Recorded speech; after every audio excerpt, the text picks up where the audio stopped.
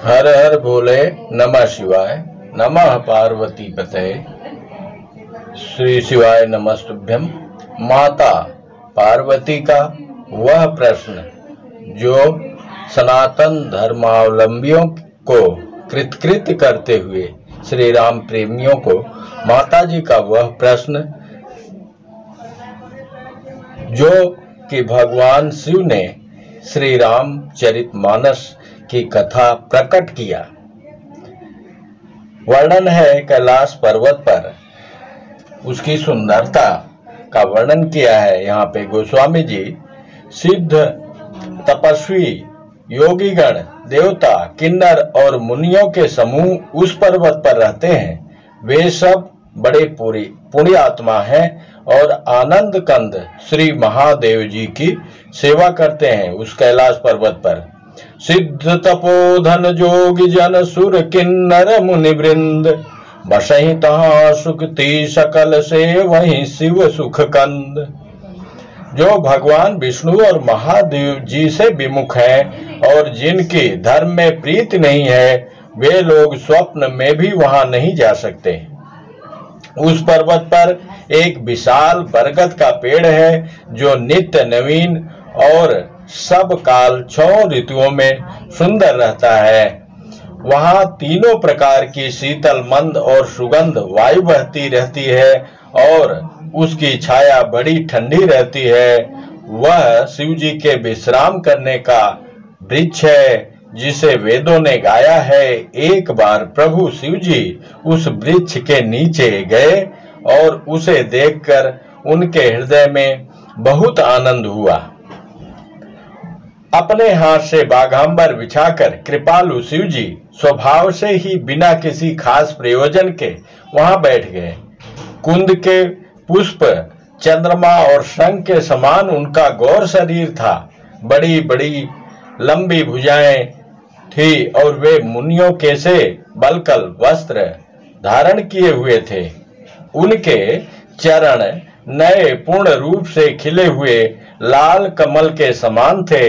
नखों की ज्योति भक्तों के हृदय का अंधकार हरने वाली थी। सांप और भस्म ही उनके भूषण थे और उन त्रिपुरासुर के शत्रु शिव जी का मुख शरद पूर्णिमा के चंद्रमा की शोभा को भी हरने वाला, फीकी करने वाला था। उनके सिर पर जटाओं का मुकुट और गंगा जी शोभायमान थी। कमल के समान बड़े बड़े नेत्र थे। उनका नीलकंठ था और वे सुंदरता के भंडार थे। उनके मस्तक पर द्वितीया का चंद्रमा शोभित था।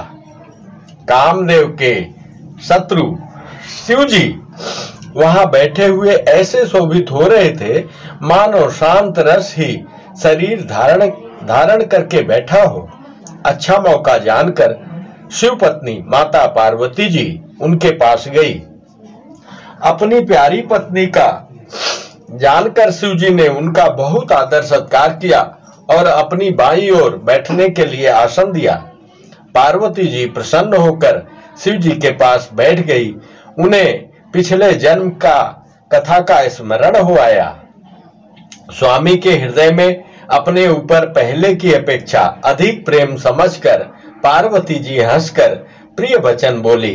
याज्ञवल्क्य जी कहते हैं कि जो कथा सब लोगों का हित करने वाली है उसे ही पार्वती जी पूछना चाहती हैं। पार्वती जी ने कहा, हे संसार के स्वामी, हे मेरे नाथ, हे त्रिपुरासुर का वध करने वाले, आपकी महिमा तीनों लोकों में विख्यात है। चर अचर नाग मनुष्य और देवता सभी आपके चरण कमलों की सेवा करते हैं। हे प्रभु, आप समर्थ सर्वज्ञ और कल्याण स्वरूप हैं। सब कलाओं और गुणों के निधान हैं और योग ज्ञान और वैराग्य के भंडार हैं। आपका नाम शरणागतों के लिए कल्प वृक्ष है। हे सुख की राशि, यदि आप मुझ पर प्रसन्न हैं और सचमुच मुझे अपनी दासी या अपनी सच्ची दासी जानते हैं तो हे प्रभु, आप श्री रघुनाथ जी की नाना प्रकार की कथा कहकर मेरा अज्ञान दूर कीजिए। जिसका घर कल्प वृक्ष के नीचे हो, वह भला दरिद्रता से उत्पन्न दुखों को क्यों सहेगा। हे शशिभूषण, हे नाथ, हृदय में ऐसा विचार कर मेरी बुद्धि के भारी भ्रम को दूर कीजिए। हे प्रभु, जो परमार्थ तत्व ब्रह्म के ज्ञाता और वक्ता मुनि हैं, वे श्री रामचंद्र जी को अनादि ब्रह्म कहते हैं और शेष सरस्वती, वेद और पुराण सभी श्री रघुनाथ जी का गुण गाते हैं। और हे कामदेव के शत्रु, आप भी दिन रात आदर पूर्वक राम राम जपा करते हैं। ये राम वही अयोध्या के राजा के पुत्र हैं या अजन्मा निर्गुण और अगोचर कोई और राम है। यदि वे राजपुत्र हैं तो ब्रह्म कैसे, और यदि ब्रह्म है तो स्त्री के विरह में उनकी मति बावली कैसे हो गई। इधर उनके ऐसे चरित्र देखकर और उधर उनकी महिमा सुनकर मेरी बुद्धि अत्यंत चकरा रही है। यदि इच्छा रहित व्यापक समर्थ ब्रह्म कोई और है तो हे नाथ, मुझे उसे समझा कर कहिए। मुझे नादान समझकर मन में क्रोध न लाइए। जिस तरह मेरा मोह दूर हो वही कीजिए। मैंने पिछले जन्म में वन में श्री रामचंद्र जी की प्रभुता देखी थी, परंतु अत्यंत भयभीत होने के कारण मैंने वह बात आपको सुनाई नहीं। तो भी मेरे मलिन मन को बोध न हुआ। उसका फल भी मैंने अच्छी तरह पा लिया। अब भी मेरे मन में कुछ संदेह है। आप कृपा कीजिए। मैं हाथ जोड़कर विनती करती हूँ। हे प्रभु, आपने उस समय मुझे बहुत तरह से समझाया था, फिर भी मेरा संदेह नहीं गया। हे नाथ, यह सोचकर मुझ पर क्रोध न कीजिए। मुझे अब पहले जैसा मोह नहीं है। अब तो मेरे मन में राम कथा सुनने की रुचि है। हे शेषनाग को अलंकार रूप में धारण करने वाले देवताओं के नाथ, आप श्री रामचंद्र जी के गुणों की पवित्र गाथा कहिए। मैं पृथ्वी पर सिर टेक कर आपके चरणों की वंदना करती हूँ और हाथ जोड़कर विनती करती हूँ। आप वेदों के सिद्धांतों को निचोड़कर श्री रघुनाथ जी का निर्मल यश वर्णन कीजिए। यद्यपि स्त्री होने के कारण मैं उसे सुनने की अधिकारिणी नहीं हुई, तथापि मैं मन, वचन और कर्म से आपकी दासी हूँ। संत लोग जहाँ आर्त अधिकारी पाते हैं, वहाँ गूढ़ तत्व भी उससे नहीं छिपाते। हे देवताओं के स्वामी, मैं बहुत ही आर्त भाव दीनता से पूछती हूँ। आप मुझ पर दया करके श्री रघुनाथ जी की कथा कहिए। पहले तो वह कारण विचार कर बतलाइए जिससे निर्गुण ब्रह्म सगुण रूप धारण करता है। क्या कारण है? फिर हे प्रभु, श्री रामचंद्र जी के अवतार जन्म की कथा कहिए तथा उनका उदार बाल चरित्र कहिए। फिर जिस प्रकार उन्होंने श्री जानकी जी से विवाह किया वह कथा कहिए। और फिर यह बतलाइए कि उन्होंने जो राज्य छोड़ा सो किस दोष से।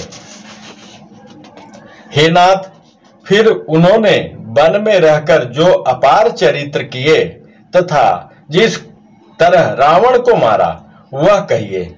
हे सुख स्वरूप शंकर जी, फिर आप उन सारी लीलाओं को कहिए जो उन्होंने राज्य सिंहासन पर बैठकर की थी।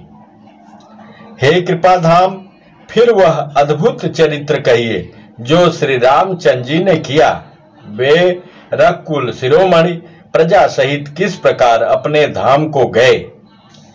हे प्रभु, फिर आप उस तत्व को समझा कर कहिए जिसकी अनुभूति में ज्ञानी मुनिगण सदा मग्न रहते हैं।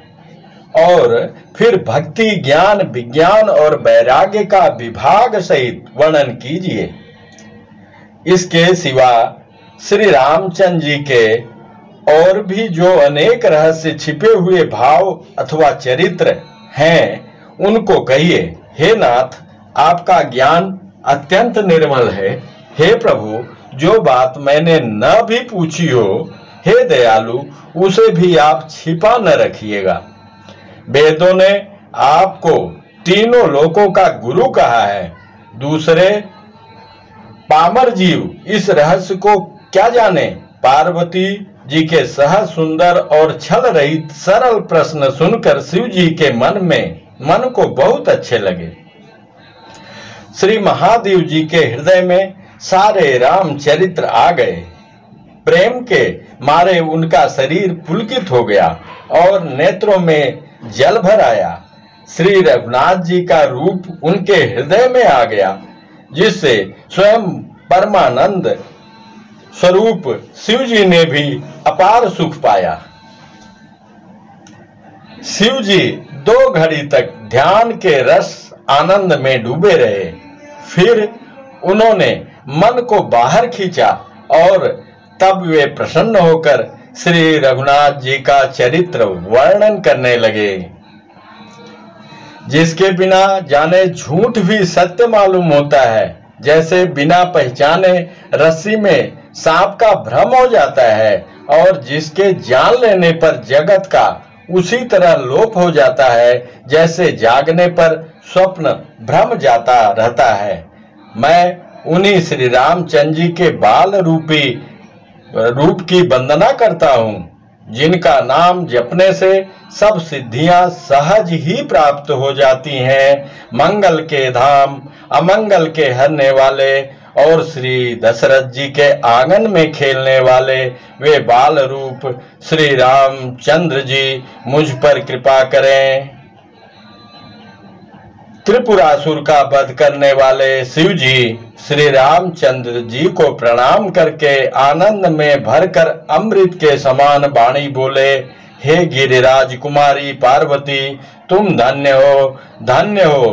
तुम्हारे समान कोई उपकारी नहीं है। जो तुमने श्री रघुनाथ जी की कथा का प्रसंग पूछा है, जो कथा समस्त लोकों के लिए जगत को पवित्र करने वाली गंगा जी के समान है। तुमने जगत के कल्याण के लिए ही प्रश्न पूछे हैं। तुम श्री रघुनाथ जी के चरणों में प्रेम रखने वाली हो।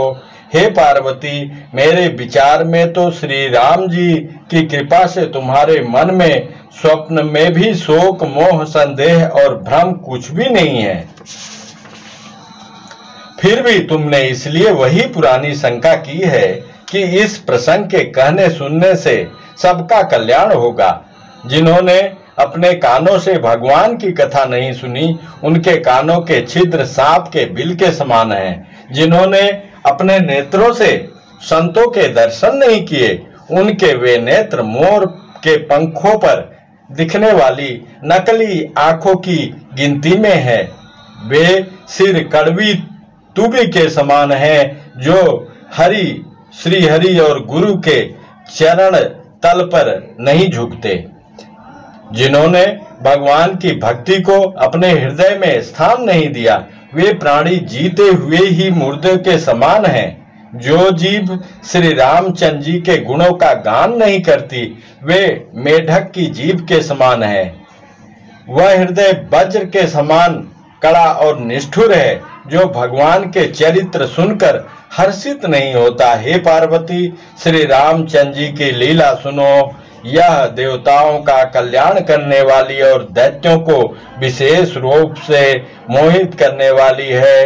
राम कथा सुरधेनु सम, सेवत सब सुख दानी, सत समाज सुरलोक सब, को न सुने यस जानी।